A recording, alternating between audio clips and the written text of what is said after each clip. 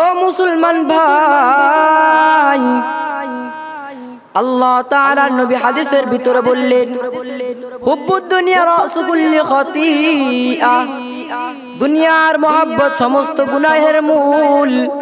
ও নবীর উম্মতের দল, তোমাদেরকে একটা কথা স্পষ্ট করিয়া বলিয়া যাই, ও নবীর উম্মতের দল, দুনিয়ার ভিতরে তুমি সফলতা অর্জন করছো, কিন্তু এটা পাপের কাজ নয়।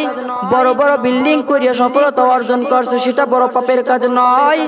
তুমি যদি কন্টেন্ট করতে যাইয়া নামাজকে মিস দিয়া দাও, তাহলে সেটা পাপের কাজ হইয়া দাঁড়ায়।